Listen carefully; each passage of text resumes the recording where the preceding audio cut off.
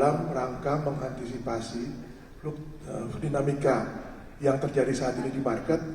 Yang kedua adalah memberikan likuiditas lebih kepada para investor, namun juga tentu saja melakukan proteksi bagi investor sehingga investor diberikan waktu yang cukup untuk menelaah informasi yang ada saat ini. Next slide.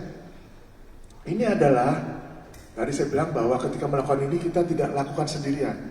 Kalau kita lihat hari ini diberlakukan juga penyesuaian terhadap VCM ya, di Thailand, di SCB terjadi perubahan penyesuaian juga di Thailand.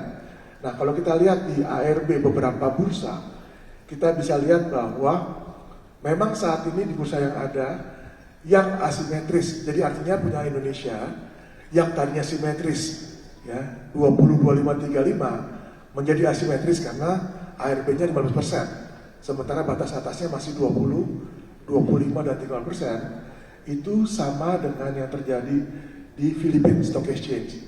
Kalau kita lihat di mana mereka batas bawahnya 30%, sementara kita 15%. Sementara di bursa-bursa lainnya, di bursa Malaysia, Singapura itu masih simetris, dan Thailand juga masih simetris. Next. Nah, kalau kita lihat terkait circuit breaker atau trading halt ya di berbagai bursa, kita bisa lihat tadi saya sampaikan. Yang kita lihat tadi bahwa sebelumnya kita melihat bahwa Indonesia di sesi pertamanya adalah 5%, kita adjust ke 8%. Tentu saja kita melihat apa yang terjadi di bursa regional. Kalau kita lihat dua bursa terdekat, nomor 2 dan 3 yaitu Korea Selatan dan SET atau Stock Exchange of Thailand, mereka saat ini melakukan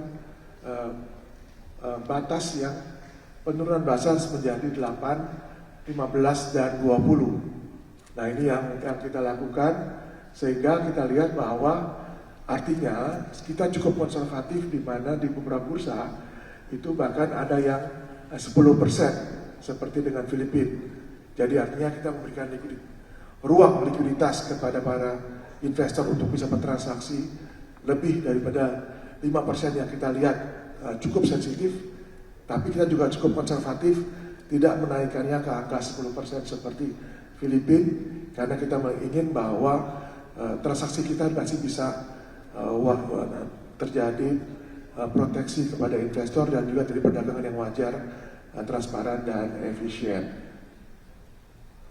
Next, saya rasa demikian Bapak Ibu sekalian beberapa penyesuaian yang kita lakukan dan akan diberlakukan mulai hari ini.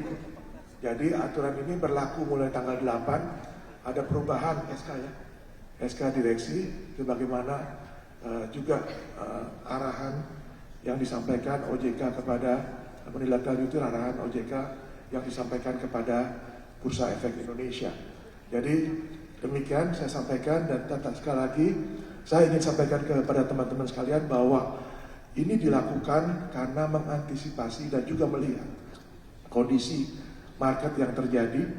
Kita ingin bahwa kondisi kita ini tidak menciptakan kepanikan kepada investor, tetapi memberikan confidence kepada investor domestik kita, investor asing kita, bahwa transaksi kita ini memberikan ruang yang cukup bagi para investor untuk melakukan transaksi di Bursa Efek Indonesia setelah lebih dari 1 minggu perdagangannya ditutup karena Lebaran Idul Fitri. Demikian saya sampaikan, terima kasih. Wabillahi taufiq wal hidayah. Wassalamualaikum warahmatullahi wabarakatuh. Waalaikumsalam. Kita berikan tepuk tangan kepada Bapak Iman Rahman. Selanjutnya adalah sesi tanya jawab. Bapak Ibu dan juga rekan-rekan, kami telah mengumpulkan pertanyaan dari rekan-rekan wartawan yang telah menyampaikan pertanyaan kepada panitia. Saya akan bantu bacakan untuk pertanyaan yang pertama. Bagaimana langkah Bursa Efek Indonesia dan juga Otoritas Jasa Keuangan agar indeks harga saham gabungan tidak jatuh terlalu dalam karena kebijakan tarif yang diberlakukan Presiden Amerika Serikat Donald Trump? Adakah instrumen yang disiapkan untuk menanggulangi gejolak global tersebut? Untuk dapat dijawab mungkin dari Pak Iman. Baik, terima kasih Yolanda. Pertama mungkin kita bisa lihat bahwa beberapa langkah strategis yang sudah dilakukan oleh bursa bersama OJK dan SRO, termasuk juga terkait dengan penyesuaian aturan perdagangan hari ini. Ya, jadi ini adalah beberapa strategi yang dilakukan oleh bursa ya untuk mengantisipasi apa yang terjadi dengan untuk penerapan tarif di global. Termasuk juga bahwa sebelumnya bursa telah melakukan beberapa penyesuaian termasuk aturan yang disampaikan oleh OJK terkait dengan buyback tanpa RUPS. Kenapa? Artinya apa? Bahwa kita berharap bahwa likuiditas kita bisa terus meningkat, ya, tidak hanya dilakukan oleh investor baik institusi maupun perorangan, tetapi permintaan kita bertambah dengan adanya buyback yang dilakukan oleh korporasi. Itu yang kedua. Yang ketiga terkait juga tentu saja, walaupun kita lakukan beberapa penyesuaian terkait dengan surveillance atau pengawasan, kita tetap lakukan penguatan di pengawasan, kita tetap lakukan beberapa hal, melihat transaksi-transaksi yang diindikasikan tidak wajar bersama-sama dengan OJK dan SRO.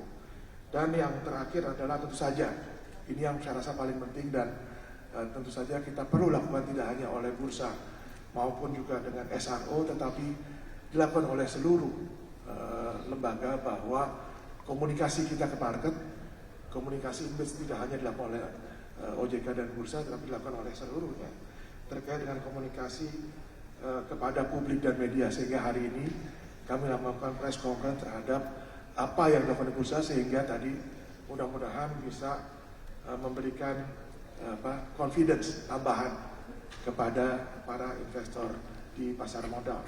Namun demikian, tentu saja kita tidak hanya bicara jangka pendek, kita juga bicara jangka panjang, di mana kita melihat ada 3 hal. Yang pertama adalah tentu saja kita juga lakukan terus diversifikasi, ya.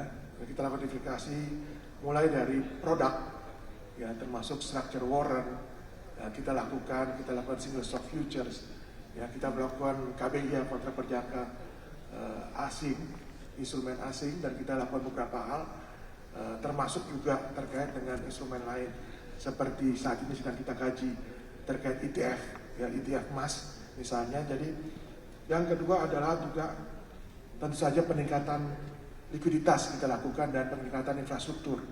Sebagaimana teman-teman ketahui bahwa saat ini kita harapkan tahun depan ada pengembangan di sisi IT yang cukup besar dari bursa, sehingga kita harapkan bahwa kita bisa melakukan perdagangan 3 kali lipat dari yang sekarang pada hari ini.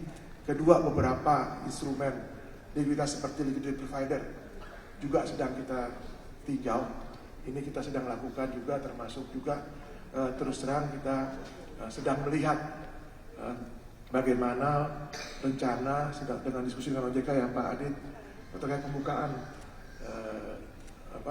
domisili ya di sesi pertama, dan kode broker ini juga sedang kita diskusikan dengan OJK. Mudah-mudahan bisa keluar dalam waktu yang singkat. Yang terakhir tentu saja dari sisi existing produk atas existing IPO, di mana kita terus berusaha untuk makin banyak IPO yang berkualitas dengan size yang cukup besar, di mana kita punya KPI yang kita bilang lighthouse, yaitu market cap-nya di atas 3 triliun rupiah. Ini kita harapkan makin banyak sehingga investor makin memiliki alternatif investasi. Misalnya ketika marketnya turun, mereka bisa membeli produk-produk derivatif sehingga pasar kita tetap bergairah. Demikian, Yolanda, terima kasih. Terima kasih Pak Iman. Mungkin jika ada yang perlu ditambahkan oleh Pak Aditya atau Pak Ebi, kami persilakan Pak. Jadi sebagaimana tadi kami sampaikan bahwa kita bersama SRO ini memastikan bahwa kita hadir di pasar. Beberapa kebijakan yang telah dikeluarkan itu, kalau teman-teman media ingat 3 Maret dan 18 Maret kita mengeluarkan kebijakan tentang buyback tanpa RUPS. Kemudian ada penundaan short selling, transaksi short selling, dan kemudian yang kita keluarkan hari ini dan yang akan kita keluarkan. Alhamdulillah Bapak Ibu sekalian, bagaimana tujuan kita untuk meningkatkan likuiditas terkait dengan buyback ini cukup banyak belasan emiten yang sudah menginformasikan akan melakukan buyback tanpa request. Tentunya ada prosesnya, ada prosedurnya terkait dengan teknikal informasi. Di samping juga ada beberapa emiten juga yang pada saat kami mengeluarkan kebijakan buyback tanpa request tersebut memang sedang melakukan proses buyback melalui proses LPS. Jadi ada beberapa dan cukup besar juga nilainya, sehingga besar harapan kami itu akan menambah likuiditas di pasar karena memang transaksinya akan meningkat. Demikian mungkin tambahan dari kami. Baik, terima kasih Pak Aditya. Pertanyaan selanjutnya, apa saja perubahan yang dilakukan pada peraturan 2A tersebut Pak, dan juga apa manfaat serta pertimbangannya? Mungkin dapat dijawab oleh Pak Iman. Terima kasih. Jadi memang sebelumnya kalau kita lihat bahwa Bursa Efek Indonesia itu menerapkan batasan trading halt 5% selama 30 menit ya. Ini mengacu kepada Surat Kepala Departemen Pengawasan Pasar Modal 2A OJK nomor S274 tahun 2020. Nah, BPI juga menerapkan batasan atau rejection atau AR yang bersifat simetris sesuai dengan keputusan Direksi BI yang dikeluarkan tanggal 30 Maret 2023 nomor Cap 00055 tahun 2023 perihal terkait peraturan 2A tentang perdagangan efek bersifat likuiditas. Jadi tentu saja ini aturan yang sebelumnya terjadi, namun sejalan dengan dinamika pasar yang terjadi saat ini, maka kami perlu melakukan beberapa evaluasi dan melakukan diskusi dengan para pelaku pasar guna memberikan kenyamanan bagi investor untuk melakukan transaksi di bursa. Jadi yang pertama, pertimbangan dan manfaatnya adalah terkait dengan penyesuaian trading halt dan ARB. Penyesuaian ARB adalah yang pertama, tentu saja karena adanya penyesuaian terhadap dinamika pasar yang volatile. Yang saya sampaikan tadi dari tanggal 27 Maret sampai dengan kemarin itu di global itu cukup signifikan. Yang kedua, kalau kita lihat bahwa penetapan trading halt 5% itu dilakukan pada saat COVID di tahun 2020, COVID-19 di 2020, sehingga kami melihat bahwa ini cukup sensitif dan perlu dilakukan penyesuaian terhadap trading halt tersebut yang 5% dengan pertimbangan gejolak pasar yang terjadi saat ini.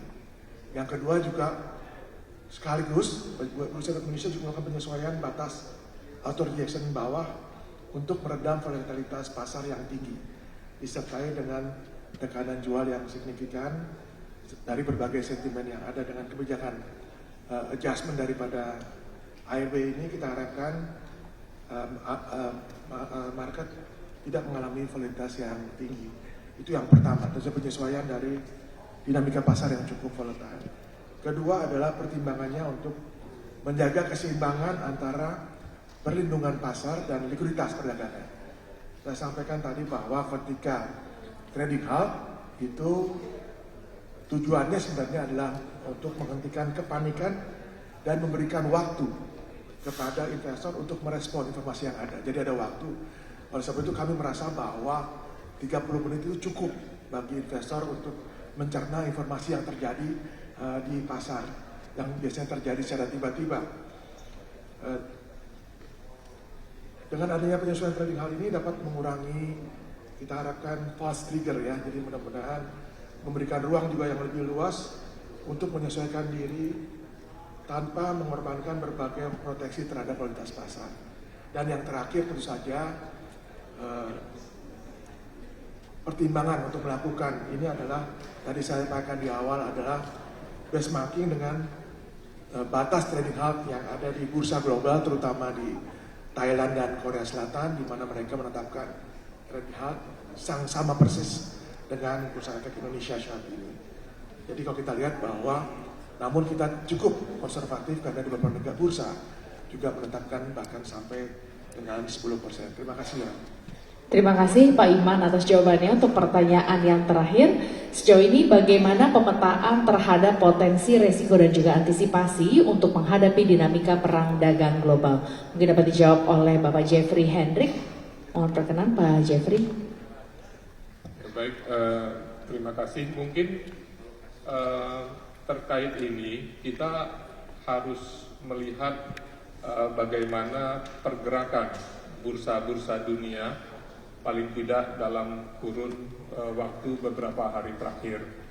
Ya, tentunya kita menginginkan price discovery yang terjadi di bursa adalah berdasarkan kepada faktor-faktor fundamental dan teknikal. Ya, jadi bukan bursa atau harga yang di-driven oleh kebingungan dan ketakutan.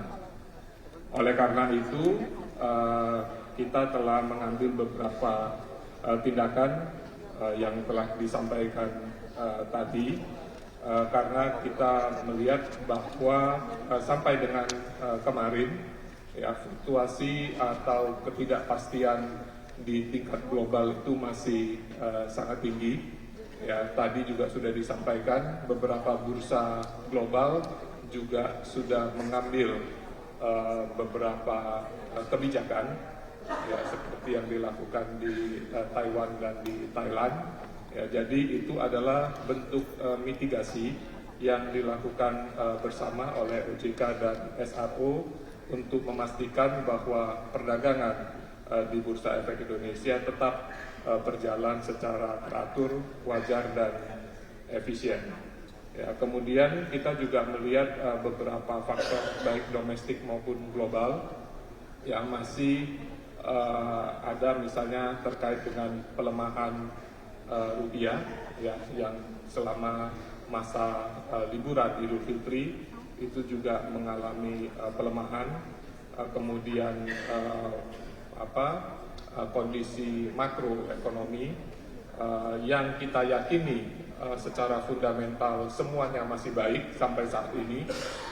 Fundamental emiten-emiten kita juga sampai saat ini masih baik. Ya, kemudian secara global kita juga bisa melihat adanya peningkatan risiko yang disebabkan oleh penerapan reciprocal tarif yang diberlakukan di Amerika, sehingga ini dinilai bisa memicu inflasi, sehingga akan terbuka potensi untuk suku bunga yang lebih tinggi di Amerika, dan kemudian juga ketidakpastian yang diciptakan atau yang terjadi dari kondisi tersebut, itu juga kita pahami sampai saat ini meningkatkan tensi geopolitik global. Oleh karena itu, untuk memitigasi itu semua, beberapa kebijakan yang tadi sudah disampaikan baik oleh Pak Adib maupun oleh Pak Iman itu dirasa perlu untuk kita ambil dan kita lakukan sekarang. Mungkin demikian. Terima kasih. Terima kasih Pak Jeffrey atas jawaban yang diberikan. Sebelum menutup sesi konferensi pers pada pagi hari ini, kita akan melakukan sesi foto bersama terlebih dahulu. Kepada rekan-rekan fotografer yang ingin mengabadikan momen, mungkin untuk dapat memposisikan diri di depan. Mohon bapak-bapak narasumber untuk dapat memposisikan diri dengan berdiri. Kita akan melakukan sesi foto bersama terlebih dahulu, Pak.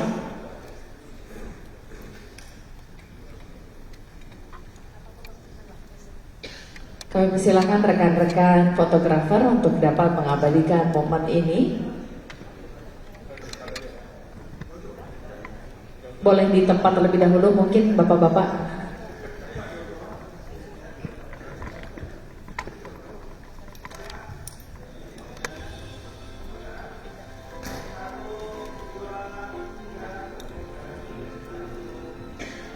Menunjukkan optimisme ya Pak. Semoga hari ini dan seterusnya Pasar Modal Indonesia tetap berjalan dengan lancar. Baik. Sudah cukup teman-teman? Oke, baik. Terima kasih.